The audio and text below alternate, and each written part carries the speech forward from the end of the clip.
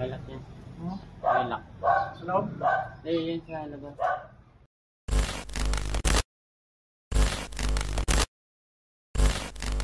Eh, 6 months na ulit. Tapos si Romeo ulit ang tinanong ko. Fresh from Taguig pa to, nung oras natin. Ay, wala ko. Anong oras na sa'yo, Romeo? 8:36. Oh, usapan namin, 8:30, nandito ako. Yan talaga, punctual. Di yung ano, dati may nakuha kasi ang aircon na naglilinis. Ang usapan, 8:30, darating 12. Nalupit eh. Sira schedule eh. So sabi ni Romeo, initial niya, dito daw. Wala na dito, Rom, sa kanan?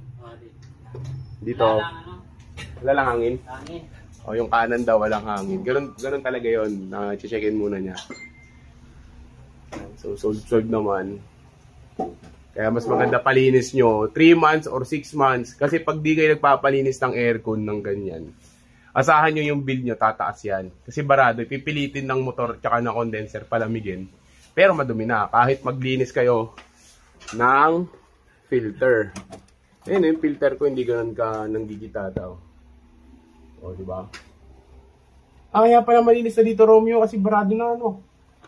Linis dito, oh. Tapos dito dandumi. Malikabok dito, hindi gaano. Yung dito sa blade niya, ano, dito sa kanan. Yan ang wala na. Wala. Ayun, so, set up muna. Yun, dyan ang nabasa ng tubig.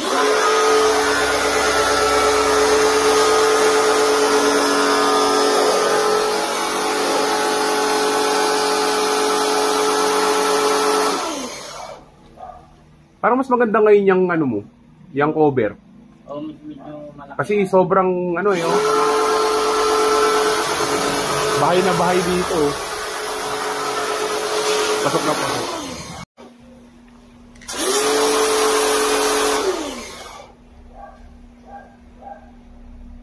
Mas maganda to ngayon. Mahirap nga lang kasi ano eh. Pero baon na baon eh. Walang tansik dito eh. Ayan, yan dapat ang mga aircon technician. Kasi ito din pala si Romeo, hindi lang basta cleaning, pull down, lahat, halos lahat ng ano, pwedeng gawin sa aircon. Malakas, parang gripo. Sa drain. Kaya hindi na itim, hindi itim na itim. Ladder. Oh, yun na, tapos na kami. Oh, diba? Goods na, no? Mio? Ayos na. Outdoor naman kami ngayon, outdoor. Pero siguro nag-start na ron eh.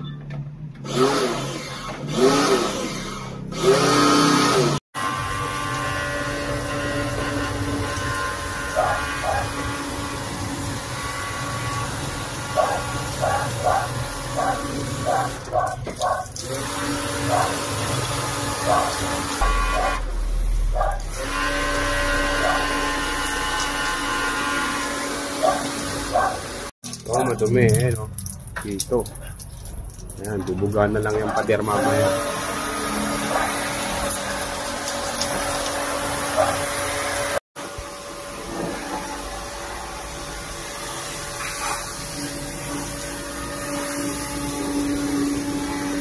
Tuloy pa rin.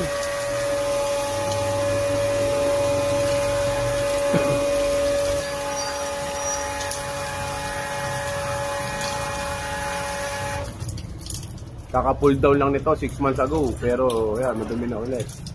Okay, tapos na condenser. Done. Okay, done na. So ito na, same day pa din, no? Bubuksan na natin yung newly cleaned aircon natin na Opel. Nabili natin to, lockdown days pa, naka-face mask pa tayo. Kasi syempre napag-isip-isip natin na yung window type na doon sa bahay namin na isa sa Lawin is ano, pag window type mabalo yung bill ko ng 5,000. Dito kay Coppel, nung nag-Coppel na kami, same usage pa rin. From 8 PM to 7 AM before, no, ang bill namin sa 2,500. Ayan. So, buksan natin. So, luckily, nagpapalinis talaga ako regularly. Bakit? Kasi pag hindi kayo nagpapalinis regularly, is magkakaroon kayo ng issue. Anong issue yan? syempre yung sabi nga ni Romeo, ayan, yung sabi ni Romeo, no, na yung dito, walang hangin. Ayan, no, dito sa pinaka-inlet. Kumbaga patay itong kabila, itong side na to. So, ang buhay lang is yung dito, buhay to hanggang dito. Tapos patay dito. Kasi meaning to say, barado na siya. So, kailangan siya i-cleaning. Kahit na naglilinis ka ng mga filter nito, kailangan pa rin linisin yung buong unit. Pero sabi sa akin talaga ni Romeo, advisable din daw na mag-pull down tayo ng mga aircon unit kasi para makita kung may leak. And then para parang yung tinatawag na deep clean nila yung pull down. So maganda kasi kapag nagpapa-cleaning kayo regularly para yung bill nyo rin ng kuryente. Hindi yan tataas. Kasi pag sobrang dumi na, pipilitin ng aircon mo, palamigin yung kwarto, pipilitin niyang pagganahan yung sarili niya, pero sobrang dumi niya na. So yan, malamig na, sobrang lamig niya na ngayon, kabubukas pa lang, mararamdaman mo na agad na lahat ng sides, ayan, dito, ayan, di lang ramdam kasi syempre yung, ano natin, yung tawag nito, yung lower natin, lahat yan nakagilid. So, yan dito. Pero ito, may hangin na dito. Yan. Equally, hangin na silang lahat. So, properly clean your aircon. Lalo na ngayon magsa-summer na. No? Advance tayo, January pa lang, pero magsa-summer na. Magpalinis na kayo kasi para yung aircon nyo, para sa tip-top condition and shape siya. Para yung bill nyo din, hindi mag-skyrocket at hindi kayo magko-complain. Andas ng bill nyo. Okay? Kahit maglinis kayo ng filter regularly, pero maganda yon. Pero dadating yung time na maglilinis pa rin kayo ng buong unit ng aircon. Unit nito, tsaka ng condenser. Okay? So, kung tatanungin niyo ako, no, kung okay bang mag-split type, para sa akin, yes. Kasi unang-una tahimik siya. Ayan, no, 'di ba? Smoothly. Pangalawa, hindi malaki yung butas. Nakita niyo yung existing na butas. Sobrang laki, 'di ba?